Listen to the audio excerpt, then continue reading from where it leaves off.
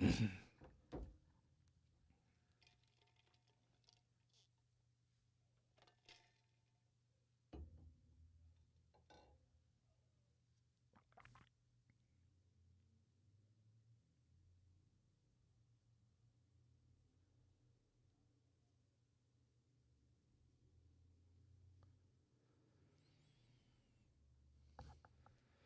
Arms Church is live. Here we go.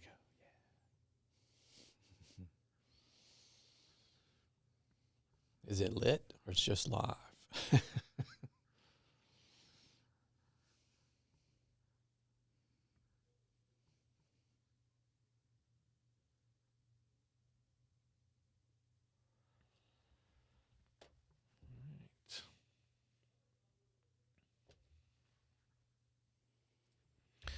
Why is everyone else so terrible? Or maybe a better way to introduce this would be to say, how to know if you're a jerk. Good morning and welcome to Sweet Jesus, another episode taking a look at the parables of Jesus here with the famous, infamous Scott Lewis. Hey. I hit the cheer one and the laugh one came on. That's fine. That's more appropriate. The laugh.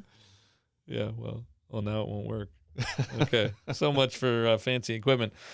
Here we are taking a look at the next parable of Jesus, Luke chapter 18. We did the persistent widow last week, and this week we're taking a look at the Pharisee and the tax collector, Luke chapter 18, starting at verse 9. Such an appropriate passage given what is just going on in the world and some of the things we were talking about here before we got started. We've talked a little bit about it in some of the other conversations, but let's give it a full treatment today. Okay. The Pharisee and the tax collector. He also told this parable to some who trusted in themselves that they were righteous and treated others with contempt. 2 men went up into the temple to pray, one a Pharisee and the other a tax collector. The Pharisee, standing by himself, prayed thus, God, I thank you that I am not like other men, extortioners, unjust, adulterers, or even like this tax collector. I fast twice a week. I give tithes of all that I get. But the tax collector, standing far off, would not even lift up his eyes to heaven, but beat his breast, saying, God, be merciful to me, a sinner. I tell you, this man went down to his house justified rather than the other. For everyone who exalts himself will be humbled, but the one who humbles himself will be exalted. All right. So when you walked into my office this morning, you said something like, oh, this is pretty simple, straightforward. We'll be done in a few minutes. What makes you say that? Well, it's a short story, and it has 2 people. There's 2 characters. I could preach for an hour and a half on one word. I know, right? That's why you do what you do, I guess. Well, and why people are nervous to let me have a mic, maybe. Yeah, just it seems to be cut and dry. You have a person doing one thing, and you have a person doing another thing, and Jesus differentiates between the 2. So, yep, and yet this is everything that's wrong with our world. This is everything that's wrong with us. It's everything. And it's hard. You can't actually do anything to help in this world if you don't first understand this principle. And if you don't first understand how it operates in your life. I mean, this is literally everything. This is how I would say actually, this is how you ward off the slippery slope, the temptation to become like the Pharisees and the scribes and religious leaders that Jesus just mercilessly condemns in some of the strongest terms. This is how you know you're behaving like them. I mean, that's there's so much there, right? Because sin, of course, is the reason why we are, in a sense, in the danger zone of not making it to heaven, or not being part of the new heavens and the new earth, the new creation, not being blessed forever in this place that's prepared for us from before the foundation of the world. It's, yes, sin, right? Sin keeps us from God. But sin is not exactly what is the determining factor in what happens later. What happens later is, since we are all sinners, none of us get in. So who are we trusting in to get in? Like, who's at the door? The bouncer that's just going to lift up, they have the ropes, right, and just going to unhook it and, okay, we'll let you in. Right? Who's standing there? The velvet rope or whatever, or, yeah. It's either Jesus is standing there, or Jesus is the one who leans over, whispers in the ear of the guy with the big guy with the earpiece, like, this one's with me.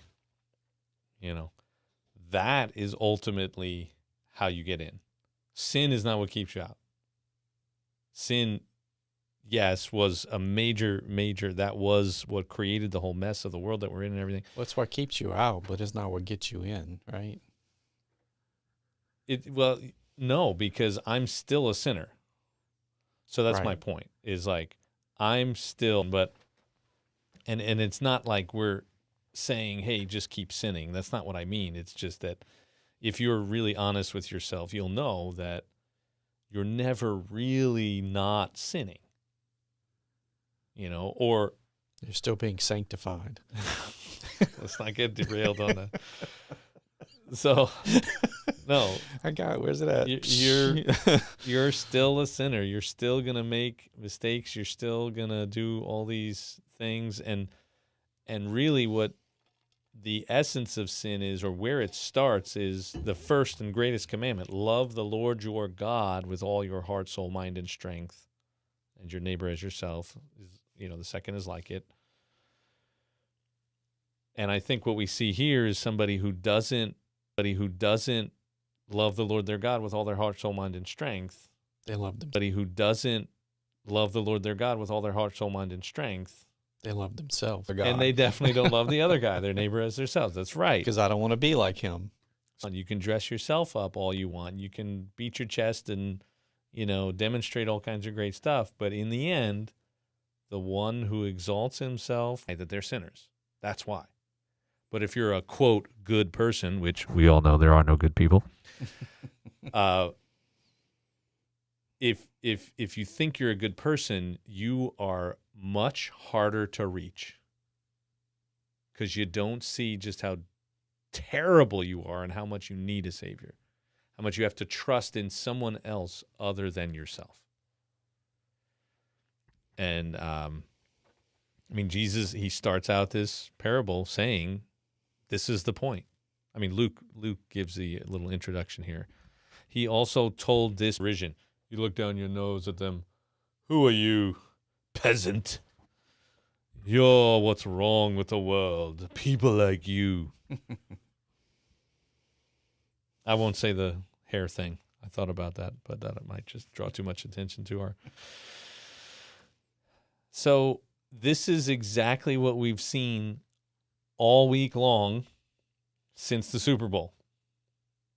When it comes to these halftime shows. Why is that? That's a surprise. But so did TPUSA in a sense, right? Yeah. And you've got all that they are in the in group, the good group, right? And pastors, by the way, are like possibly the worst at this. So, Okay. I mean, I try to stay off of social media because it's a cesspool. Like, it's just awful. It's not healthy. It's not helpful. And yet, I got to be on it a little bit. I try to make it pleasant. I mean, here's what we're doing this here, right? But it's such a cesspool of awfulness because it gives people this opportunity to do just this, to say, look at me. This is what I guess in believe. this case, though, it was two people that were both Pharisees on either side saying, no, we're both Pharisees on either side saying, no, I'm better than you. Mm. No, watch ours. Yeah. I'm better than them because I like this guy and he's the representative of the things we support or whatever. And then the other one is like, no, we're the good guys because that type of thing. Yeah. So you had two non-humble groups There- bumping heads with each other. There are no honest tax collectors, well, except maybe us. And there we go, Yeah. doing exactly what we're right. And this is what's so difficult about this. Like, once you get it, once you spot it, you almost can't unsee it.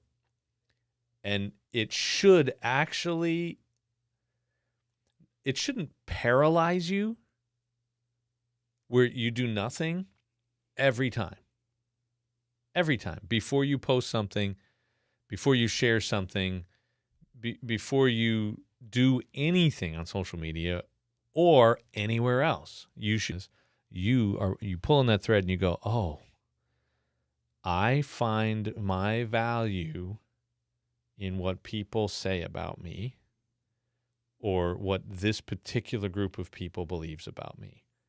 I want to fit in with conservatives. I want to fit in with liberals. I want to fit in, which in many cases has nothing to do with the liberals or conservatives. It's more like, my parents were conservatives and I love them and this is just who I am. It's part of my identity. My parents are liberals and this is just who I am. It's part of my identity.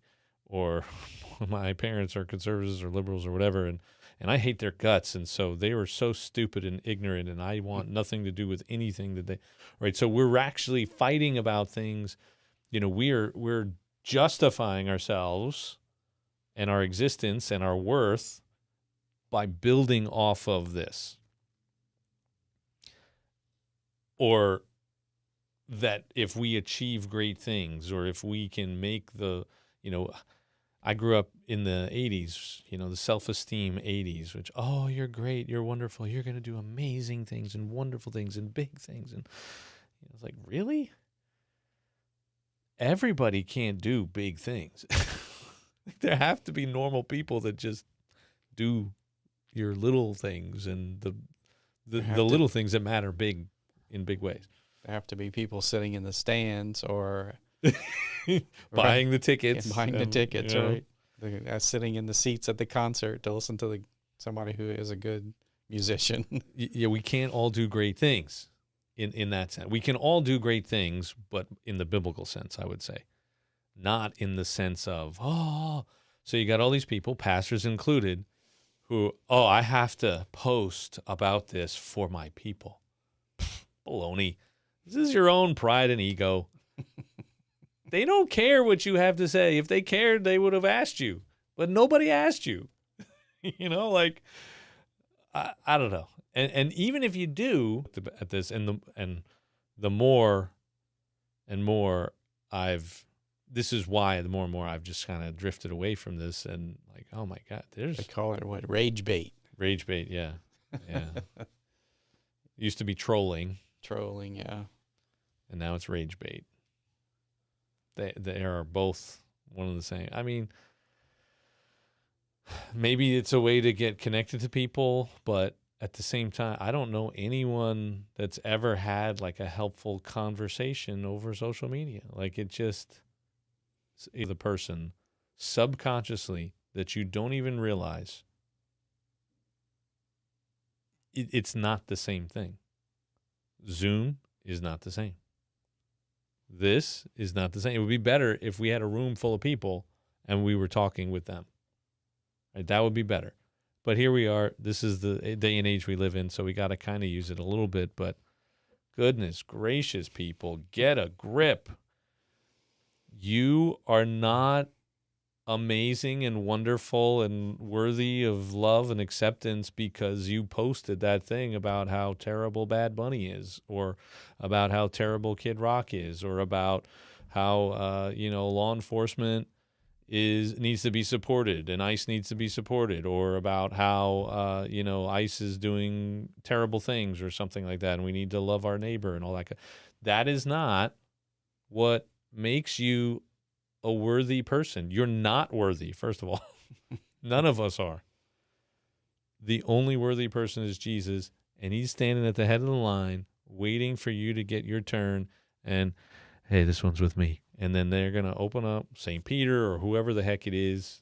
This is all imaginary. This is not like biblical. This is just a metaphor. At right? the pearly gates. Whoever's at the pearly gates, they're going to, because he actually learned it in an episode. Like, that's what that's called? It was like a whole bit. And then he's like, why did everybody know what this is called except me? Like, and then I'm sitting there going, what? There's a name for that thing? Anyway, squirrel. Sorry. We enjoy a good squirrel every now and then. Hope you do too. My daughter sent me pictures of squirrels in New York. Playing in the snow? Yeah, she sent me another. The snow still hasn't all melted. You're in paradise. That little squirrel's got a cold rear end. That's all I got to say. But he was eating something, so. She said, they're all fat and everybody feeds them, so they're fine. Don't worry about them. I said, okay. Yeah. There's a squirrel about a squirrel. I'm like, where do I go with this? How do I transition back to? Okay. The squirrel is definitely humble because he comes and asks politely for something to eat. He doesn't stand on the top of the fence and tell you how great he is. Now give me food. Give me food, humans. Yeah, I don't know. This is just the world we're in. We just, if you are beating your chest, if you are trying to prove yourself, there's a good chance you're building a life on sand. To allude to another. In this, it says the tax collector beats his chest. So, like, on your team, right? Like, here's my on your team, right? Like, here's my resume. We do live in a world where you have to do that in a sense. Like, I'm not going to just hire somebody that has no resume. Right. Or somebody that has a resume that doesn't apply, right? Nobody would. They're going to look for somebody that meets the qualifications the best they can find, right?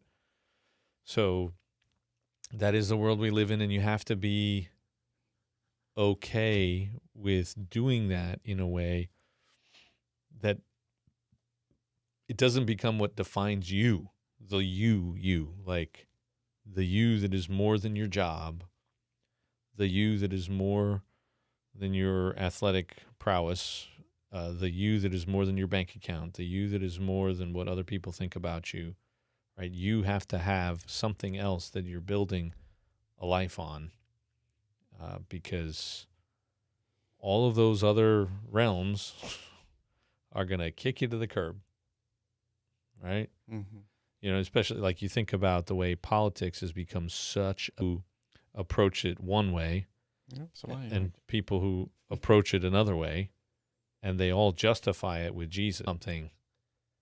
Jesus will always love you. He won't tell you you did it all perfectly and you're wonderful, but he's going to say, hey, it's okay. We'll try again. And oh, by the way, none of this matters. Like, it matters, but not what you think. I'm preparing a place. I've got a plan. I'm doing great things, and I've begun a good work in you that I am going to finish. I promise I'm going to finish it, right? Like, that is, if we're not there. That is sanctification. Sorry. That's our pre-conversation. Yeah, well. But anyway. No, yes, in a sense that you are holy in and through faith in Jesus. 2 Corinthians 5, God made him to be sin who knew no sin, so that in him we might become the righteousness of God.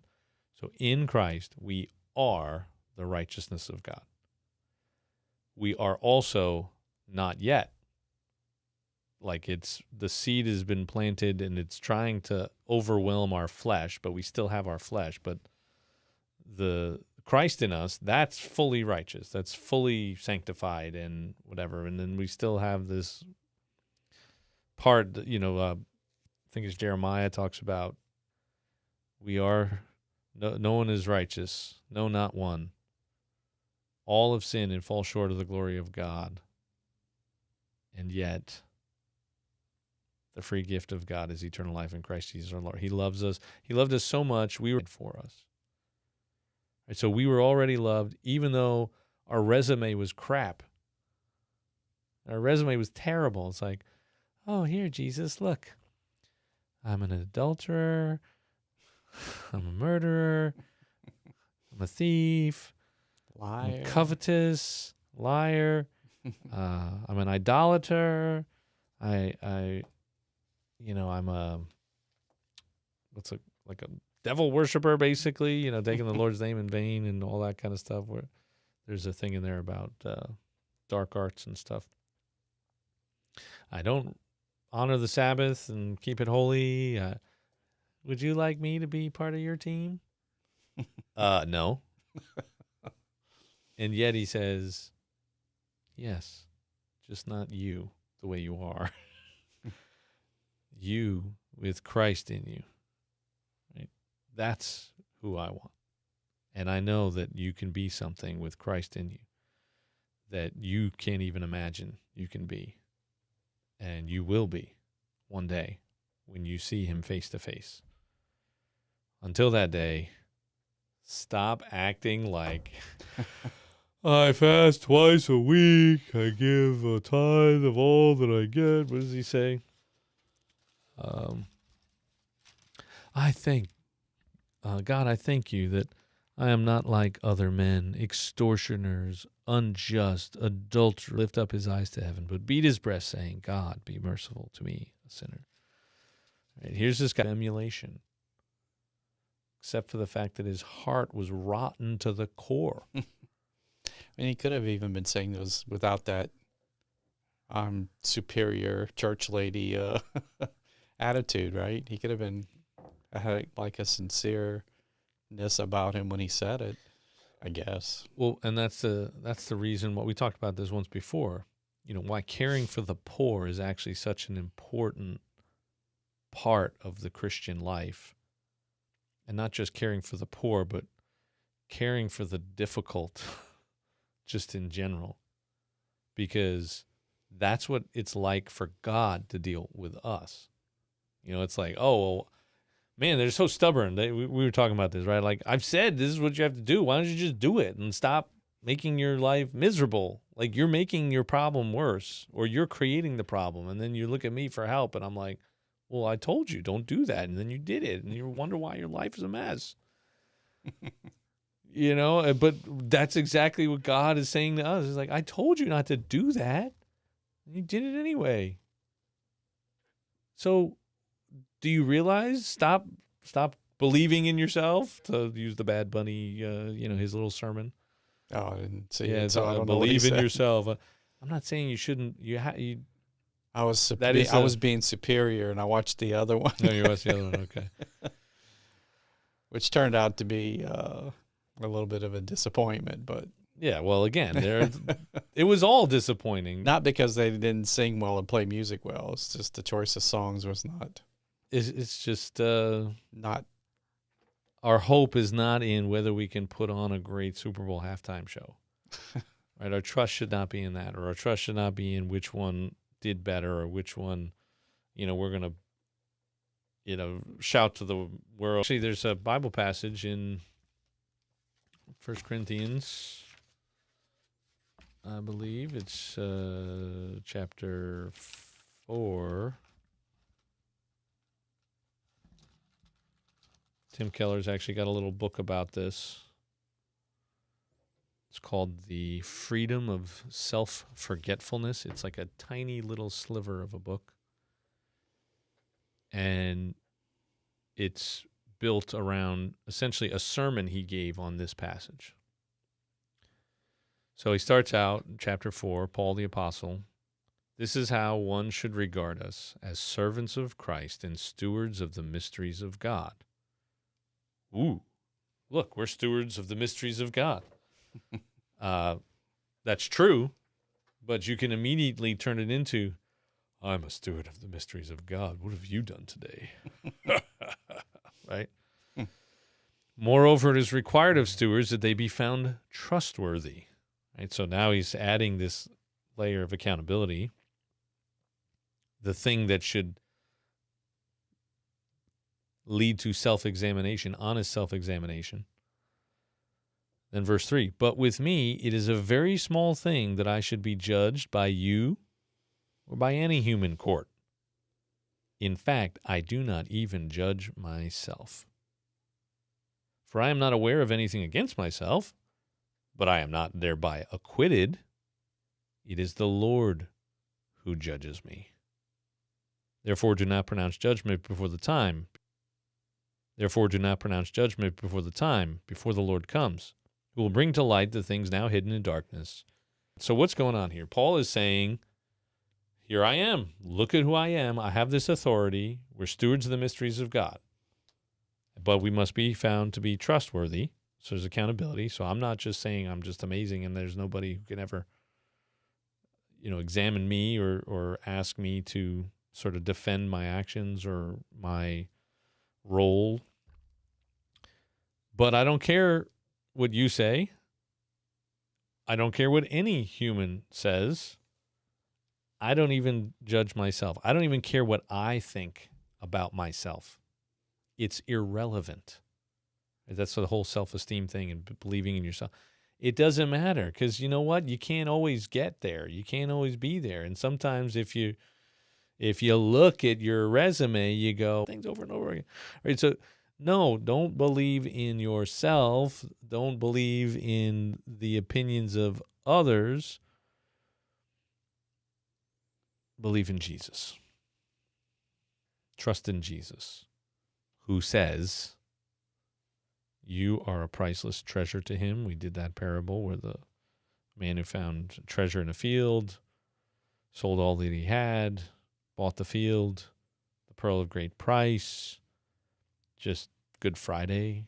This is what the whole series of events in Holy Week and leading up to Good Friday. The promises he's made to come back and to make sure that there's a place to remind us that, hey, he's making a place for us. He's preparing this place for us. And the future free of pain and suffering and death, a great banquet with the best food and the best wine and the feast of the Lamb in his kingdom, which will have no end. Like there's all this stuff. And he says, it's yours because I love you, because you're amazing. If we trust in ourselves, we'll be disappointed now and later. And we'll be a big, giant jerk. And that's how you know. You're a Karen. You're a Kevin. And let's be honest, we all have a tendency to that from time to time. But those should be reality checks to say, ugh, that self-righteousness is rearing its ugly head. Holy cow, I better adjust my focus here. Those are serious words. Like Luke 18, like what? For everyone who exalts himself will be humbled, but the one who humbles himself will... Whoa. Every world leader, every professional athlete, every, whatever. Like, I am nothing. God be merciful to me, a sinner. That's it. That's it. G.K. Chesterton, we've said many times this story, What's Wrong with the World? I am. Alexander Solzhenitsyn, the line between good and evil runs right through the middle of every human heart. The committee. Oh. Yes. This guy, Tony Perkins, conservative, Christian, biblical, high view of the scriptures and active in politics, but not exactly politics, just maybe influencing policy and trying to get things, but from a very conservative perspective. That invitation set off a series of things where people are all mad, I saw some of those comments. And he came and he actually did a really, it was one of the best speakers we've had. Maybe the best. And he didn't talk about any of those things that people are all worried about.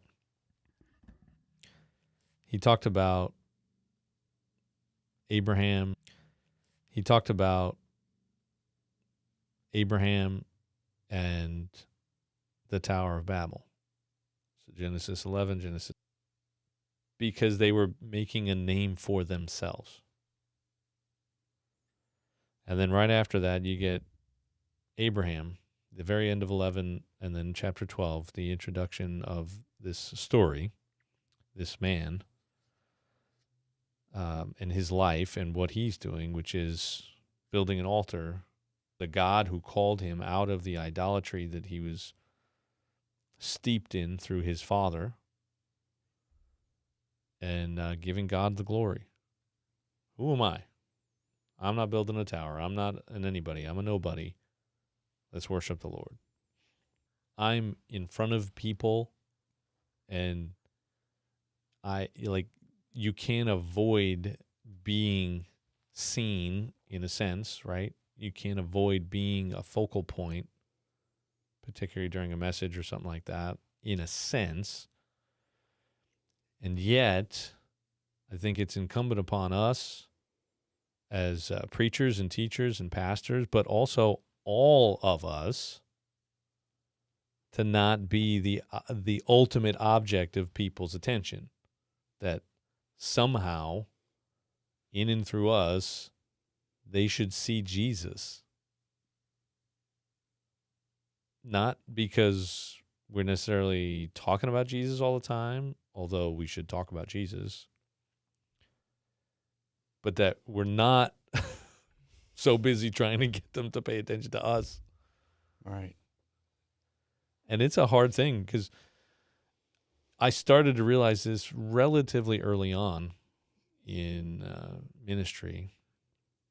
And then once you realize that, you start to think back and you're like, why did I get into this in the first place? Because of all these terrible motives. Like, I'm a pastor because I kind of like to make people listen to me and sit down and shut up. Inside my digestive system, it immediately came out. Mm. And I tried to go to a doctor eventually. I'm like, I was just getting so weak and tired. Like, what is happening? I think it was just stress. Or was it internal stress?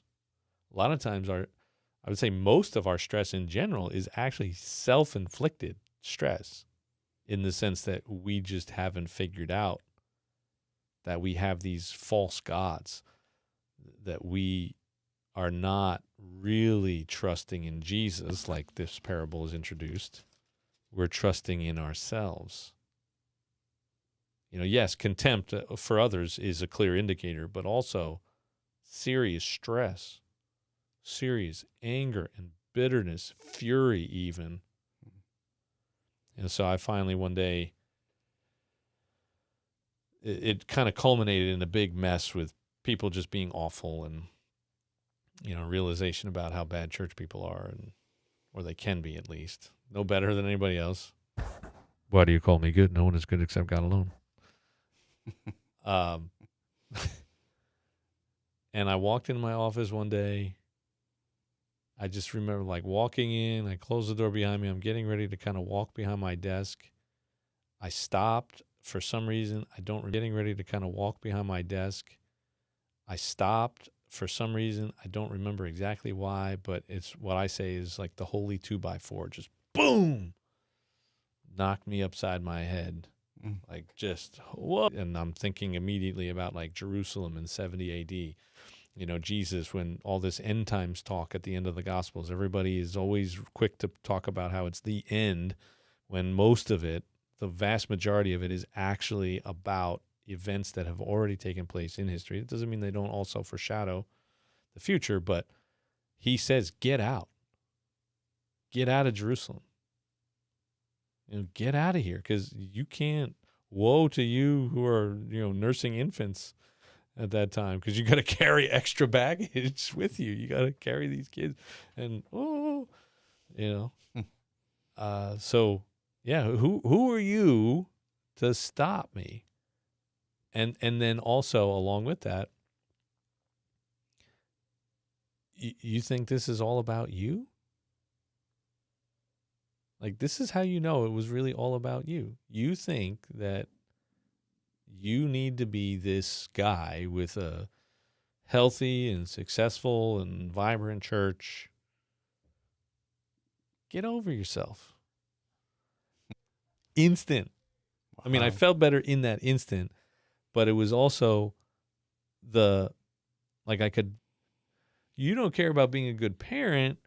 You care about people thinking you're a good parent. Oh, twist the knife, right? So there's several of these moments, and if you haven't had one of those moments, I hope you're having one now, or I hope you have one very soon. I pray that you are made to be as miserable as I was made to be, with an acknowledgement of the incredible darkness within my heart, so that you can beat your chest like the tax collector, not the Pharisee, the tax collector. God, be merciful to me, a sinner. I got nothing. It's just Jesus. That's it. That's it. That's it. It's pretty simple and straightforward, right? Yeah.